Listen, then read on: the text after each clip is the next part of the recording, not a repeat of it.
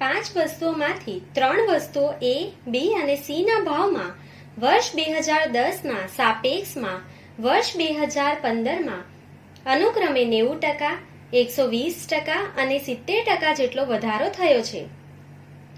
જ્યારે બે વસ્તુઓ ડી અને ઈના ભાવમાં અનુક્રમે 2% અને 5% જેટલો ઘટાડો થયો છે.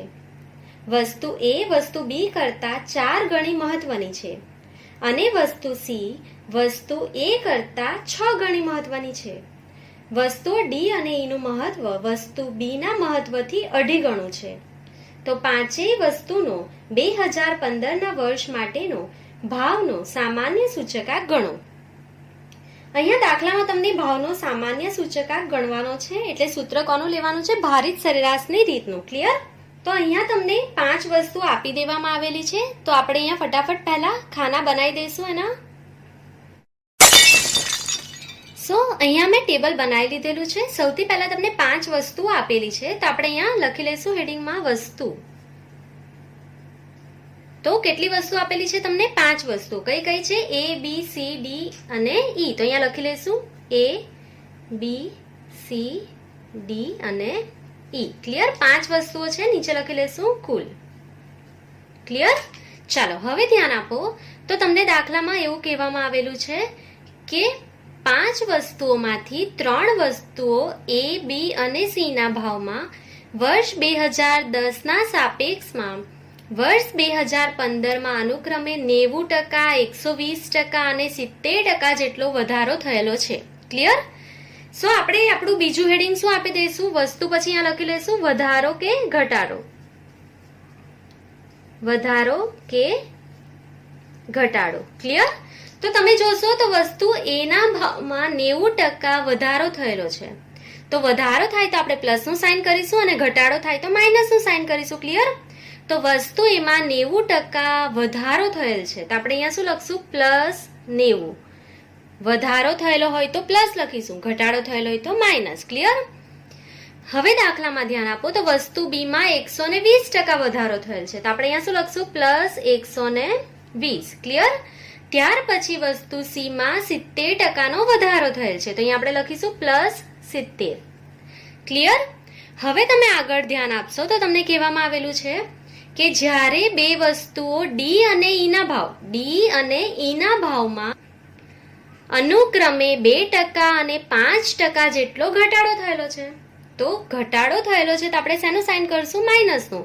તો વસ્તુ ડીમાં 2% ઘટાડો થયેલ છે, એટલે આપણે લખીશું -2. અને વસ્તુ ઈમાં 5% ઘટાડો થયેલ છે, તો આપણે અહીંયા લખશું -5. ક્લિયર? એના સરવાળાની જરૂર નથી. ક્લિયર? પાછું એકવાર એક્સપ્લેન કરી દઉં છું. વસ્તુ એ, બી, સી માં જે વધારો થયો તે આપણે પ્લસનું સાઇન કરીને અહીંયા લખી લીધું છે. ડી અને ઈમાં ઘટાડો થયેલો છે, તો આપણે અહીંયા માઇનસનું સાઇન કરીને એને લખી લીધેલું છે. ક્લિયર?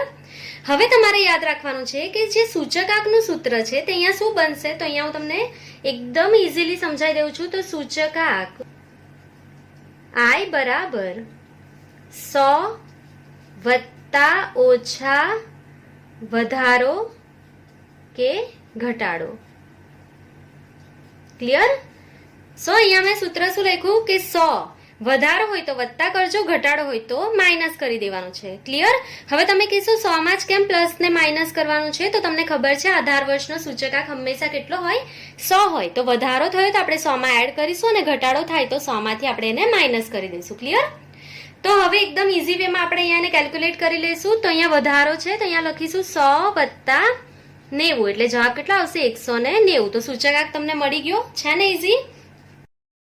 સેમ વેમાં વસ્તુ બી માટે કરીશું 100 વત્તા 120. વધારો થયો છે તો શું કરશું? પ્લસ, એટલે જવાબ આપણો કેટલો આવી જશે? 220. ક્લિયર? ચાલો ત્યાર પછી અહીંયા કેટલો વધારો થયો છે? 70. તો આપણે શું કરીશું? 100 વત્તા 70. ક્લિયર?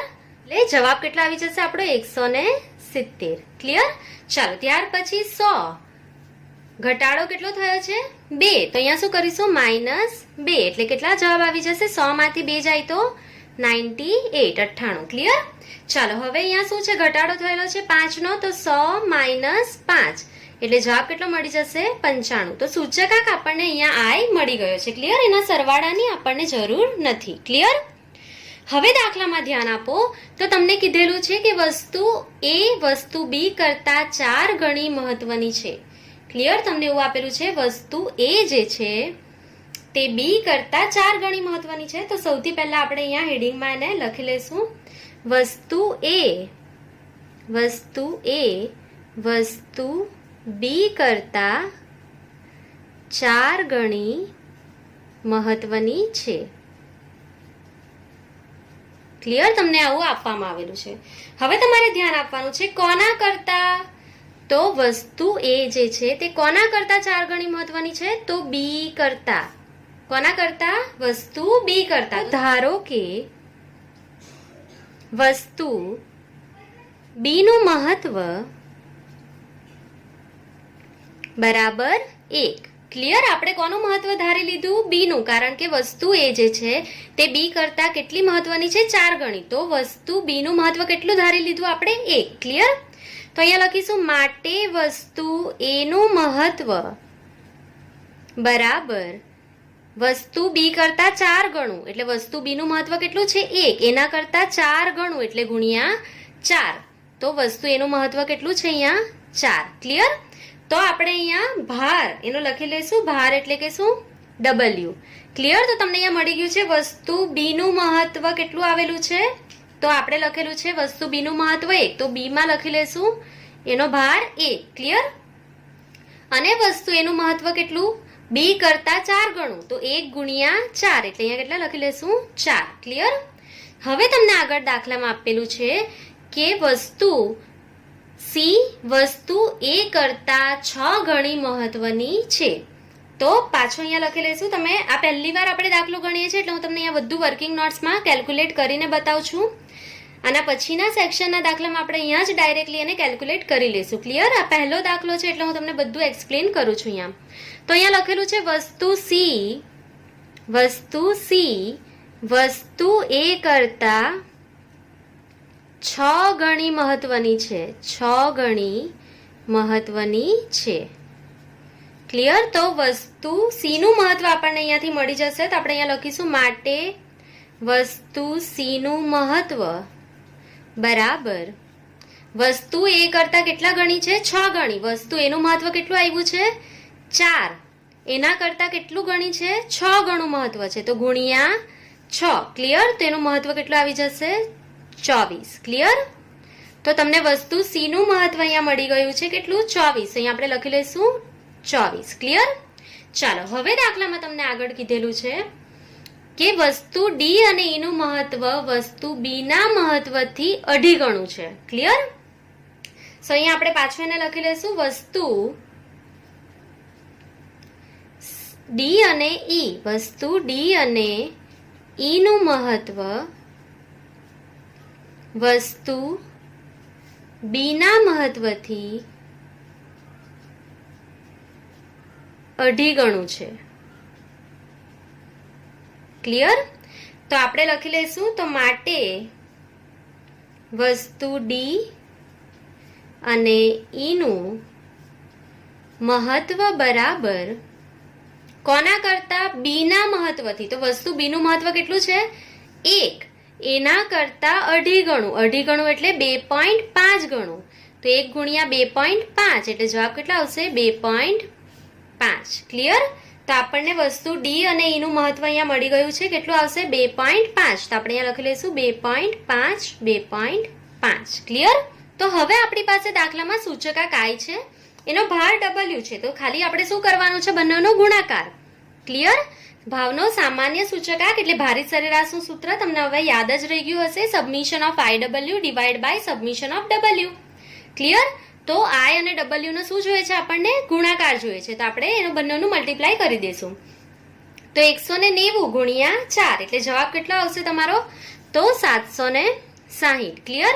220 ગુણ્યા 1 એટલે જવાબ કેટલો આવશે? 220. ક્લિયર? 170 ગુણ્યા 24 એટલે જવાબ કેટલો આવશે? તો 170 ગુણ્યા 24 એટલે 4080. ક્લિયર? ચાલો ત્યાર પછી 98 ગુણ્યા 2.5 98 ગુણ્યા 2.5 એટલે 250. 45 અને 95 ગુણ્યા 2.5 એટલે જવાબ આવશે 237.5. ક્લિયર? સો હવે આપણે W નો સરવાળો કરી લઈશું. 4 + 1 + 24 + 2.5 + 2.5 એટલે સરવાળો આપણને અહીંયા કેટલો મળી જશે W નો? 34. ક્લિયર? હવે આપણને કોનો સરવાળો જોઈએ છે? IW નો. તો આપણે અહીંયા કરી લઈશું 760 + 220 + 4080 + 245 + 237.5 એટલે આપણને સરવાળો મળી જશે અહીંયા 5542.5. ક્લિયર? હવે દાખલામાં આપણે શું શોધવાનું છે? ભાવનો સામાન્ય સૂચકાંક. તો ખાલી આપણે એનું અહીંયા સૂત્ર લખી લેશું. હવે તો ભાવનો સામાન્ય સૂચકાંક I બરાબર ભાવનો સામાન્ય સૂચકાંક I બરાબર summation of IW divide by summation of W. તમને બધાને સૂત્ર આવડે છે. ભારિત સરેરાશનું સૂત્ર summation of IW divided by summation of W. Clear? તો સબમિશન ઓફ IW એટલે IW નો સરવાળો કેટલો આવેલો છે? તો આપણે લખી લઈશું 5542.5 છેદમાં સબમિશન ઓફ W. તો સબમિશન ઓફ W અહીંયા સરવાળો કેટલો છે એનો? 34. તો અહીંયા લખી લઈશું 34. તો ખાલી આપણે બંનેનો ભાગાકાર કરી લઈશું અહીંયા. તો 5542.5 ભાગ્યા 34 એટલે જવાબ કેટલો આવશે આપણો? 163.01. 01 પછી કેટલા છે? 4. તો આપણે એક એડ કરશું ને અહીંયા કેટલા લખીશું? 01. ક્લિયર? તો આ આપણને અહીંયા સામાન્ય સૂચકાંક જે છે ભાવનો તે મળી ગયેલો છે. ક્લિયર? તો આપણે અહીંયા એનો ફાઇનલ આન્સર લખી લઈશું. માટે ચાલુ વર્ષના કુલ ખર્ચમાં થયેલ વધારો બરાબર જવાબ આવે તેમાંથી શું માઇનસ કરી દેવાનું? આપણે 100. ક્લિયર? તો 163.01 માઇનસ 100. તો કેટલો વધારો થયેલો છે? 63.01%. તો ચાલુ વર્ષનો જે કુલ ખર્ચ છે તેમાં કેટલા ટકા વધારો થયેલ છે? 63.01%. ક્લિયર? સો અહીંયા તમારું ઉદાહરણ નંબર 21 કમ્પ્લીટ થાય છે. પાછું એકવાર એક્સપ્લેન કરી દઉં છું. જો તમારા સૂચકાંકમાં વધારો કે ઘટાડો થાય તો વધારો થાય તો અહીંયા પ્લસની સાઇન કરવાની છે, ઘટાડો થાય તો માઇનસની. ક્લિયર? સૂચકાંક જ્યારે ગણો ત્યારે 100 માં વધારો થાય તો પ્લસ કરો અને ઘટાડો થયેલો હોય તો 100 માંથી માઇનસ કરી દેવાનું છે. એકદમ ઈઝી છે. અને ભાર માટે આપણને અહીંયા કન્ડિશન્સ આપેલી હતી તો આપણે ગણી લીધું. વસ્તુ A નું મહત્વ વસ્તુ B કરતા 4 ગણું છે. તો ધારો કે વસ્તુ B નું મહત્વ કેટલું? A. બરાબર? કેમ? કારણ કે વસ્તુ A નું મહત્વ કોના કરતા 4 ગણું છે? B કરતા. તો B નું મહત્વ કેટલું હોય? A. ક્લિયર? હવે તમારે દાખલામાં ડાયરેક્ટલી અહીંયા કેલ્ક્યુલેટ કરવું હોય તો એ પણ થઈ જશે. તો કઈ રીતના કરશો? તો ધારો કે વસ્તુ B નું મહત્વ 1 તો A નું મહત્વ B કરતા 4 ગણું. તો આ A નું મહત્વ છે એના કરતા 4 ગણું એટલે ગુણ્યા 4. તો થઈ ગયું અહીંયા. ક્લિયર? ત્યાર પછી આપેલું છે વસ્તુ C. વસ્તુ A કરતા 6 ગણી મહત્વની છે. આ વસ્તુ જે C છે તે વસ્તુ A કરતા કેટલા ગણી મહત્વની છે? 6 ગણી ગુણ્યા 6 એટલે 4 ગુણ્યા 6 6 ચોક 24 થઈ ગયું. ત્યાર પછી વસ્તુ D અને E નું મહત્વ B ના મહત્વથી કેટલું છે? 2.5 ગણું. ક્લિયર? તો વસ્તુ B નું મહત્વ છે તેના કરતા 2.5 ગણું એટલે ગુણ્યા 2.5. તો 1 ગુણ્યા 2.5 એટલે જવાબ કેટલો? 2.5. ક્લિયર? અને D અને E નું મહત્વ સરખું છે તો 2.5 અને 2.5. ક્લિયર? તો આ બધી વર્કિંગ નોટ્સ તમે અહીંયા બતાવશો નહીં તો પણ અહીંયાથી આ ડાયરેક્ટ કેલ્ક્યુલેટ થઈ શકે છે. ક્લિયર? પણ દાખલામાં તમારે બોર્ડ એક્ઝામમાં વેઇટેજ જોવાનું છે કેટલા માર્ક્સમાં દાખલો પૂછાયેલો છે. જો એના ઓછા માર્ક્સ હોય 3 માર્ક્સ સુધીમાં આ દાખલો પૂછાય તો તમે એને ડાયરેક્ટ કેલ્ક્યુલેટ કરી શકો છો. એના કરતાં વધારે માર્ક્સનો હોય તો તમારે આ કેલ્ક્યુલેટ કરવું પડશે. ક્લિયર? સો આ તમારો ઉદાહરણ નંબર 21 અહીંયા કમ્પ્લીટ થઈ ગયું. હવે આપણે જોઈશું ઉદાહરણ નંબર 22. કોઈ એક વિસ્તારના કામદારોના સમૂહ માટે બળતણ ખર્ચની વિગતો નીચે પ્રમાણે છે. તો દાખલામાં તમને વસ્તુ આપી દેવામાં આવેલી છે કોલસો, કેરોસીન, લાકડું અને દિવાસળી. તમને દાખલામાં 18 વર્ષે છે એનો જથ્થો અને ભાવ આપી દેવામાં આવેલો છે અને વર્ષ 2014 એટલે કે ચાલુ વર્ષનો ભાવ પણ દાખલામાં તમને આપી દેવામાં આવેલો છે. હવે દાખલામાં નીચે તમને કહેવામાં આવેલું છે કે આ માહિતી પરથી બળતણ ખર્ચના સમૂહનો સૂચકાંક તૈયાર કરો. એટલે આપણને જે ઉપર ટેબલ આપેલું છે એના માટે આપણે બળતણ ખર્ચનો સૂચકાંક શોધી લેવાનો છે. ક્લિયર? ત્યાર પછી દાખલામાં આપણને કહેવામાં આવેલું છે, જો ખોરાક, કાપડ, ઘર ભાડું અને પરચુરણ સમૂહ પાછળના ખર્ચ વર્ષ 2012 કરતા વર્ષ 2014માં અનુક્રમે 3, 2.5, 4.5 અને 3.25 ગણા હોય અને જો આ સમૂહો પાછળ કુલ ખર્ચના અનુક્રમે 42%, 15%, 10% અને 12% ખર્ચ થતા હોય તો કામદારોના જીવન નિર્વાહ ખર્ચનો સૂચકાંક તૈયાર કરો. ક્લિયર? તો દાખલો કઈ રીતે કેલ્ક્યુલેટ કરવાનો છે? તો સૌથી પહેલા તમારે બળતણના ખર્ચનો સૂચકાંક શોધી લેવાનો છે. તો પહેલું જે આપણું ટેબલ બનશે તે બળતણના ખર્ચના સમૂહના સૂચકાંક માટેનું બનશે. તો દાખલામાં તમે કુલ ખર્ચની રીતનો પણ ઉપયોગ કરી શકો છો અને કૌટુંબિક અંદાજપત્રની રીતનો પણ ઉપયોગ કરી શકો છો. જરૂરી નથી તમે કુલ ખર્ચની રીતનો જ ઉપયોગ કરીને દાખલો ગણી શકો. બંનેથી તમને ખબર જ છે જવાબ કેવા આવશે, બંને રીતથી સરખા જ આવશે. ક્લિયર? તો આપણે કોઈ પણ એક રીતથી અહીંયા દાખલો કેલ્ક્યુલેટ કરી લેશું તો બળતણનો જે સૂચકાંક છે તે તમને મળી જશે. ત્યાર પછી તમને બાકીની જે વસ્તુઓના સમૂહ આપેલા છે તેના માટે જીવન નિર્વાહ ખર્ચનો સૂચકાંક શોધવા કીધેલો છે. ક્લિયર? તો દાખલામાં 2 ટેબલ બનશે અને 2 આન્સર શોધવાના છે. તો પહેલા આપણે બળતણના સમૂહ માટેના સૂચકાંકના દાખલાના ખાના બનાવી દઈશું અને કોઈ પણ એક રીતનો ઉપયોગ કરીને અહીંયા આપણે જવાબ શોધી લઈશું. ક્લિયર? સો અહીંયા મેં ખાના બનાવી દીધા છે. વસ્તુ કોલસો, કેરોસીન, લાકડું અને દીવાસળી આપેલી છે બળતણ માટેની, તે મેં લખી લીધેલી છે અને જે છે કુલ તે અહીંયા લખી લીધેલું છે. હવે દાખલામાં તમને Q0 જે છે તે આપી દેવામાં આવેલો છે, એટલે કે આધાર વર્ષનો જથ્થો. એને શું કહેવાય? Q0. તે તમને આપી દીધેલું છે. આપણે લખી લઈશું 5 કિલો, 20 લીટર, 5 કિલોગ્રામ અને 10 પેટી. ક્લિયર? એના સરવાળાની જરૂર નથી એટલે આપણે અહીંયા ડેશ કરી દઈશું. ક્લિયર? ત્યાર પછી દાખલામાં આપણને P0 એટલે કે આધાર વર્ષનો ભાવ આપી દેવામાં આવેલો છે 25, 40, 22 અને 0.90. તો આપણે અહીંયા એને લખી લઈશું. ક્લિયર?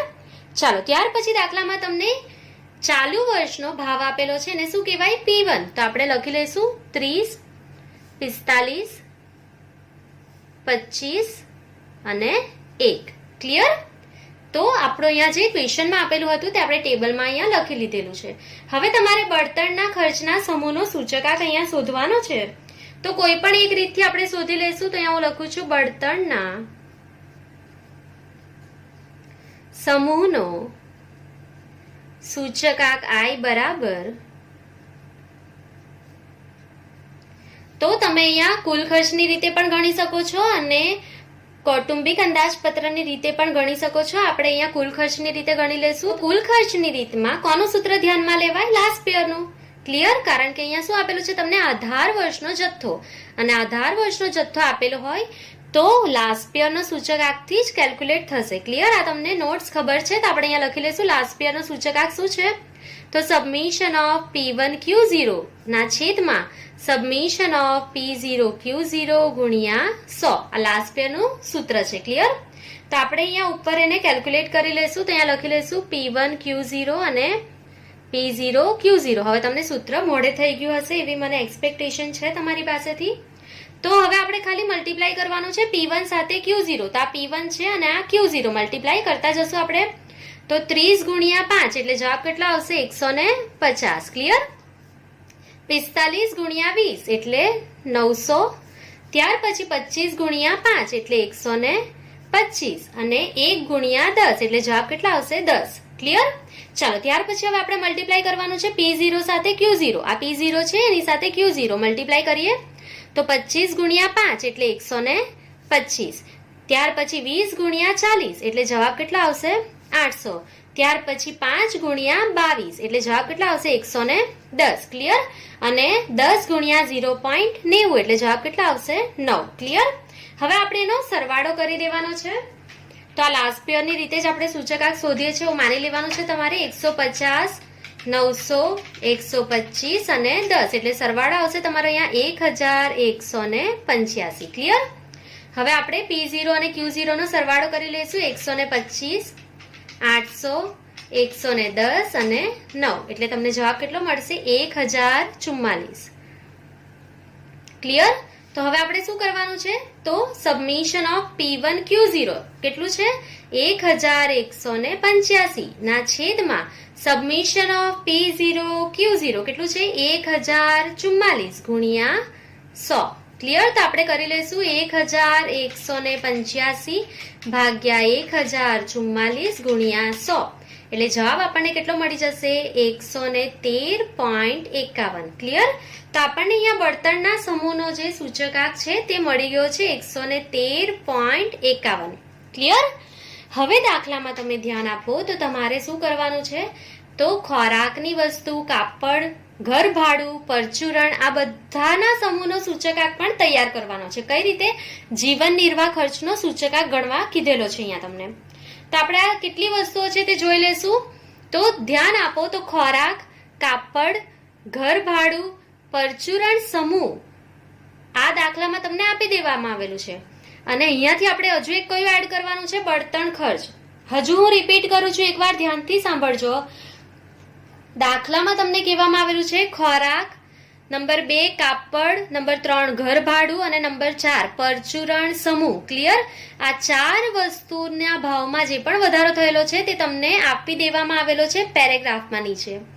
તો 4 વસ્તુ જે છે તે આપેલી છે અને 5મી વસ્તુ તમારી કઈ બનશે? બળતણ ખર્ચ, જેનો સૂચકાંક આપણે અહીંયા કેલ્ક્યુલેટ કરી લીધેલો છે. તો હવે આપણે જીવન નિર્વાહ ખર્ચનો સૂચકાંક કેટલી વસ્તુ માટે શોધવાનો છે? 5 વસ્તુ માટે. ક્લિયર? તો અહીંયા મેં ખાના બનાવી દીધા છે. તમને સમૂહ આપવામાં આવેલો છે. સૌથી પહેલા ખોરાક, તો આપણે લખતા જશું ખોરાક, ત્યાર પછી કાપડ, ઘર ભાડું, પરચુરણ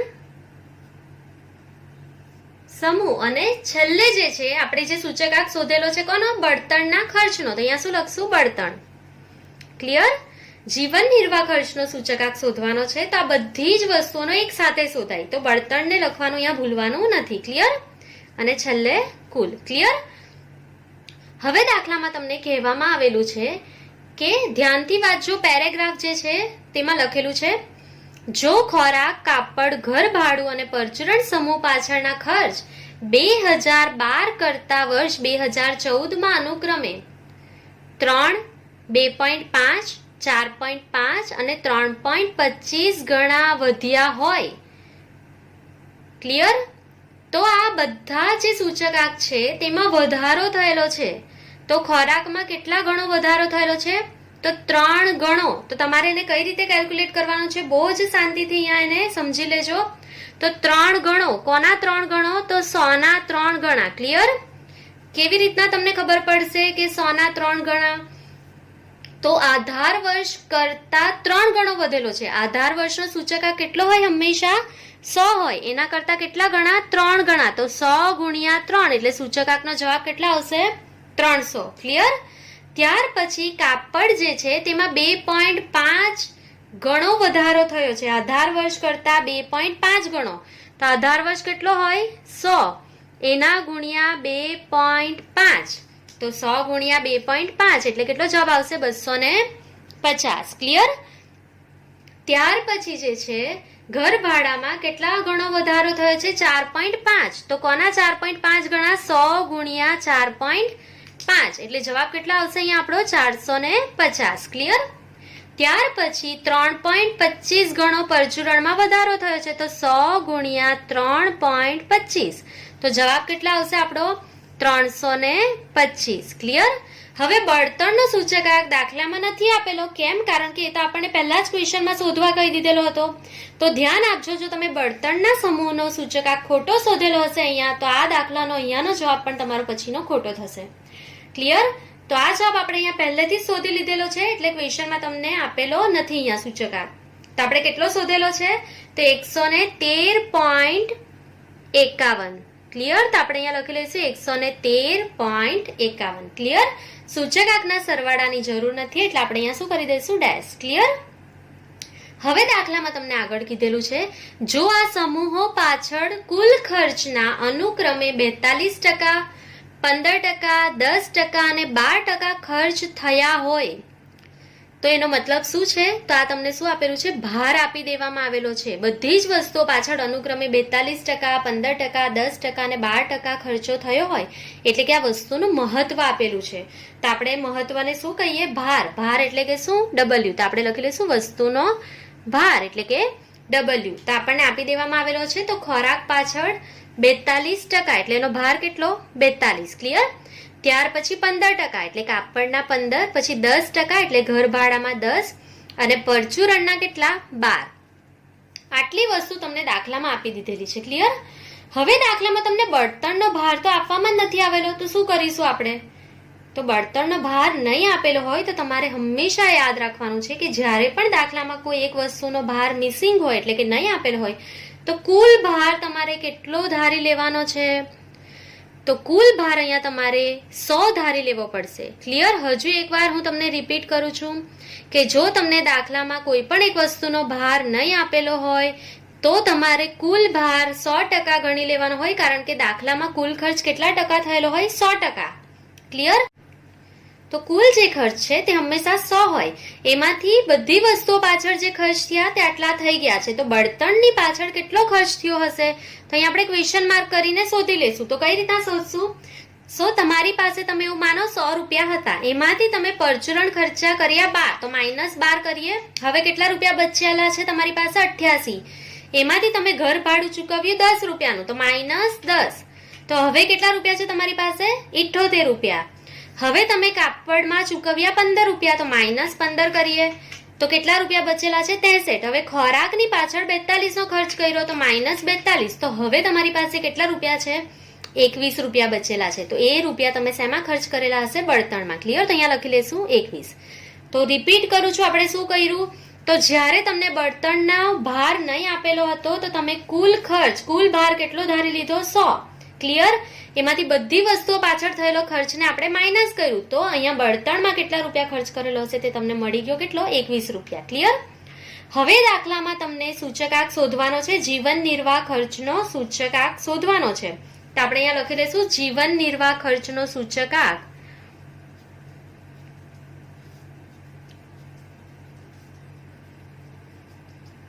I બરાબર. તો કયું સૂત્ર ઉપયોગમાં લેવાશે? તો તમારી પાસે I છે અને W છે. તો ભાર હોય તો ભારિત સરેરાશ રીતે દાખલો ગણાશે. તો summation of IW divide by summation of W થઈ જાય આ સૂત્ર. તો તમારી પાસે સબમિશન ઓફ IW નથી, તો આપણે શું કરવું પડશે? I અને W નો અહીંયા ગુણાકાર કરવો પડશે. તો આપણે લખી લઈશું IW. તો એનો સરવાળો મળી જશે આપણને. તો ગુણાકાર કરતા જઈશું આપણે 300 ગુણ્યા 42. તો આપણને કેટલો જવાબ અહીંયાથી મળી જશે? 12,600. તો આપણે લખી લઈશું 12,600. ત્યાર પછી 250 ગુણ્યા 15 એટલે જવાબ આવશે 3,750. ત્યાર પછી 450 ગુણ્યા 10 એટલે કેટલા થશે? 4,500. પણ એને કેલ્સીમાં આપણે કરી લેશું જેથી GT દબાઈને આપણે સરવાળો મેળવી શકીએ. ક્લિયર? ત્યાર પછી 325 ગુણ્યા 12 એટલે કેટલા આવશે? 3,900 અને 113.51 ગુણ્યા 21 એટલે જવાબ કેટલા આવશે? તો 2,383.71. ક્લિયર? હવે આપણે GT દબાઈ દઈશું એટલે આપણને સબમિશન એટલે કે સરવાળો મળી જશે. કેટલો આવેલો છે? 27,133.71. ક્લિયર? આપણને સબમિશન ઓફ IW અહીંયા મળી ગયું છે. તો હવે આપણે ખાલી દાખલામાં શું કરવાનું છે? તો summation of IW divide by summation of W. તો IW નો સરવાળો કેટલો આવ્યો દાખલામાં? 27,133.71 ના છેદમાં સરવાળો કેટલો છે? W નો 100. ક્લિયર? તો જવાબ કેટલો મળી જશે આપણને? 271.34. ક્લિયર? 271.34 કેવી રીતના લખ્યા? તો 33 પછી કેટલા છે અહીંયા? 7. તો એક એડ કરી દીધા આપણે. 33 ની જગ્યાએ કેટલા લખ્યા? 34. ક્લિયર? તો હવે દાખલામાં આપણે ફાઇનલ આન્સર આપણો જે છે તે લખી લેશું. તો શું લખી લેશું? માટે ચાલુ વર્ષના જીવન નિર્વાહ ખર્ચમાં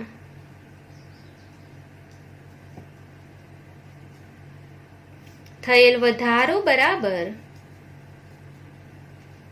271.34 માઇનસ કેટલા કરવાના હોય 100. આધાર વર્ષનો સૂચકાંક કેટલો હોય હંમેશા 100. તો 100 માઇનસ કરી લેશું તો કેટલો જવાબ મળશે આપણને 171.34%. કેટલો વધારો થયો છે 171.34%. ક્લિયર? હવે આપણે નેક્સ્ટ ઇલિસ્ટ્રેશન જોઈશું. ઇલિસ્ટ્રેશન નંબર 3. એક શહેરના કામદાર વર્ગના સરેરાશ માસિક વેતન અને જીવન નિર્વાહ ખર્ચના સૂચકાંક આધાર વર્ષ 2001 અંગેની નીચેની માહિતી પરથી તેમના વાસ્તવિક વેતનની ગણતરી કરો. વર્ષ 2001 ને આધાર વર્ષ ગણી વર્ષ 2015 માટે નાણાંની ખરીદ શક્તિ શોધો અને આ પરિણામનું શું મહત્વ છે તે જણાવો. તો દાખલામાં તમને વર્ષ, સરેરાશ માસિક વેતન અને જીવન નિર્વાહ ખર્ચનો સૂચકાંક આપી દેવામાં આવેલો છે. દાખલામાં તમારે વાસ્તવિક વેતનની ગણતરી કરવાની છે. તો વાસ્તવિક વેતનનું જે સૂત્ર છે તે મેં તમને એક્સપ્લેન કરેલું છે આગળ, પણ પાછું એકવાર રિપીટ કરું છું. વાસ્તવિક વેતન બરાબર સરેરાશ માસિક વેતનના છેદમાં જીવન નિર્વાહ ખર્ચનો સૂચકાંક ગુણ્યા 100. કઈ રીતે યાદ રાખશો તમે? તો દાખલામાં જે પણ વેતન આપેલું હોય તેને હંમેશા ઉપર લખાય અને જીવન નિર્વાહ ખર્ચનો જે સૂચકાંક હોય તેને છેદમાં લખી લેવાનું છે. ક્લિયર? અને ગુણ્યા 100. તો થઈ ગયું તમારું સૂત્ર તૈયાર. આ દાખલાને ખાસ ધ્યાનથી જોજો, કારણ કે બોર્ડ એક્ઝામમાં શોર્ટ ક્વેશ્ચન્સમાં આવા દાખલા વાસ્તવિક વેતનના પૂછાય છે. ક્લિયર? તો હું અહીંયા ખાના બનાવીને વર્ષ, સરેરાશ માસિક વેતન અને જીવન નિર્વાહ ખર્ચનો સૂચકાંક લખી લઈશ. અહીંયા મેં ખાના બનાવી દીધા છે. વર્ષ, સરેરાશ માસિક વેતન અને જીવન નિર્વાહ ખર્ચનો સૂચકાંક અહીંયા લખી લીધેલો છે. તો દાખલામાં આપણે વાસ્તવિક વેતન શોધવાનું છે, તો એનું સૂત્ર પહેલા લખી લઈશું. તો વાસ્તવિક વેતન બરાબર કઈ રીતે યાદ રાખવાનું છે? તમને કયું વેતન આપેલું છે? સરેરાશ માસિક વેતન. તો આપણે ઉપર લખી લઈશું સરેરાશ માસિક વેતન ના છેદમાં શું આપેલું છે? જીવન નિર્વાહ ખર્ચનો સૂચકાંક. જીવન નિર્વાહ ખર્ચનો સૂચકાંક હંમેશા છેદમાં જ આવે. ક્લિયર? તો લખી લઈશું અહીંયા જીવન નિર્વાહ ખર્ચનો સૂચકાંક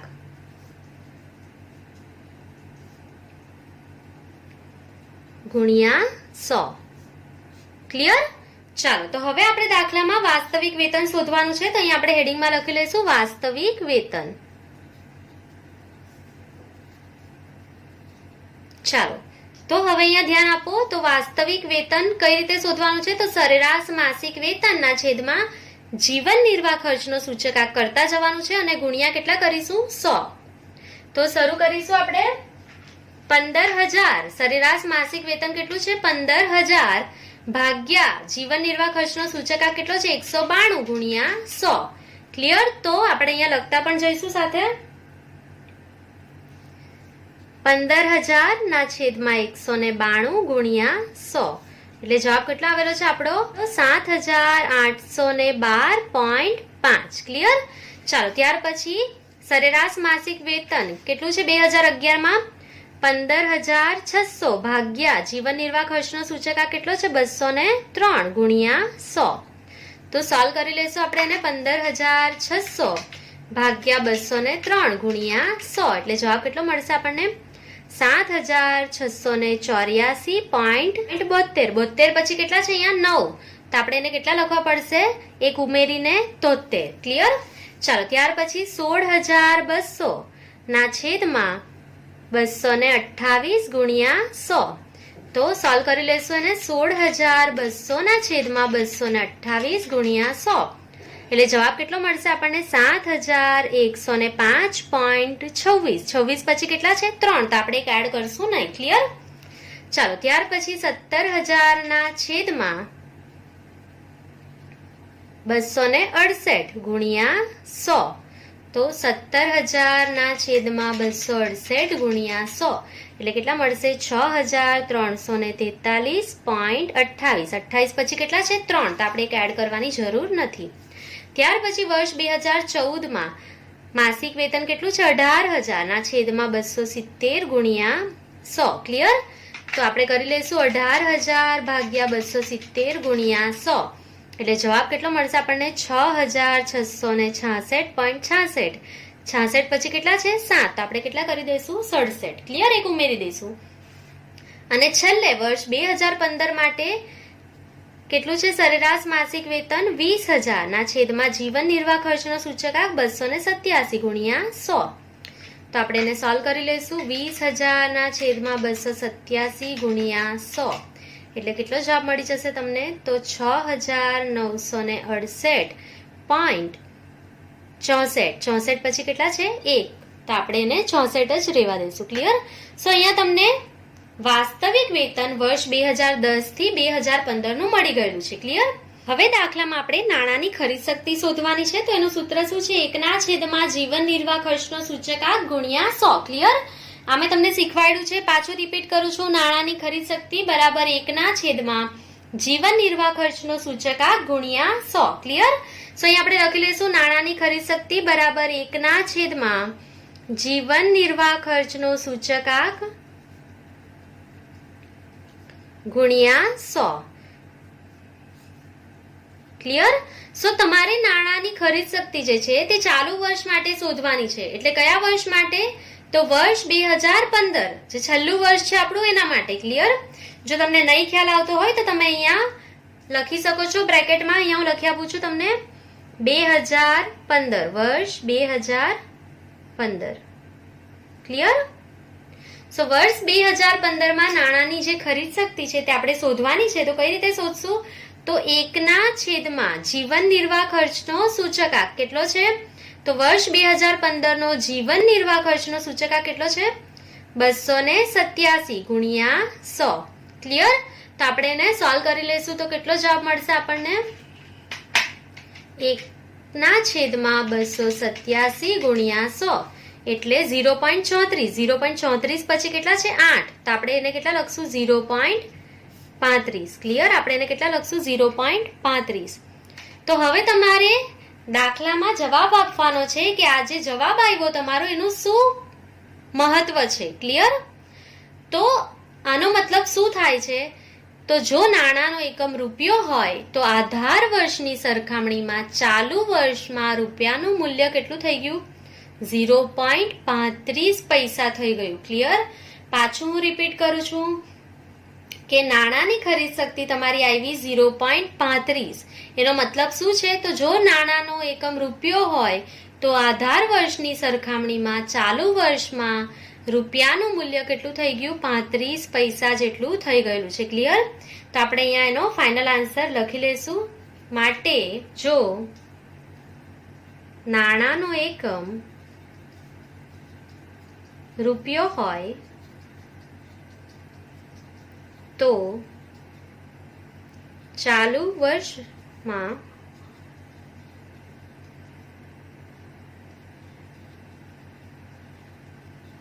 રૂપિયાનું મૂલ્ય 35 પૈસા થયું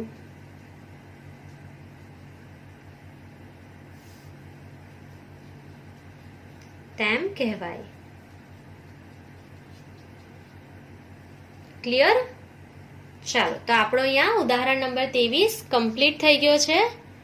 આઈ હોપ કે તમને બધા જ દાખલા આજના સમજમાં આવી ગયા હશે. ખાસ તમે વાસ્તવિક વેતન અને નાણાંની જે ખરીદ શક્તિ છે એનું સૂત્ર જો હજુ લર્ન નહીં કર્યું હોય તો એને કરી લેજો, જેથી કરીને આપણો જે નેક્સ્ટ વિડીયો આવશે હવે શોર્ટ ક્વેશ્ચનનો, એમાં તમે કમ્પ્લીટલી જાતે દાખલા ગણી શકો, ક્વેશ્ચન જોઈને એવી તૈયારી તમારી થઈ જાય. ક્લિયર? સો જે લોંગ ક્વેશ્ચન્સ છે, જે સેક્શન તમારા મોસ્ટલી F માં પૂછાય છે, D માં પૂછાય છે, આપણા બધા કમ્પ્લીટ થઈ ગયા છે ઉદાહરણમાં. હવે આપણે નેક્સ્ટ વિડીયોથી ઉદાહરણ નંબર 24 એટલે કે જે શોર્ટ ક્વેશ્ચન આવે છે બોર્ડ એક્ઝામમાં સેક્શન C માં જે દાખલા આવે છે એની આપણે તૈયારી કરીશું. તો જો તમે હજુ સુધી કોઈ પણ સૂત્ર મોઢે નહીં કર્યા હોય તો કરી લેજો, જેથી કરીને સેક્શન્સના જ્યારે આપણે દાખલા શરૂ કરીશું તો તમે એને જાતે પણ ગણી શકો એવી તૈયારી તમારી થઈ જશે.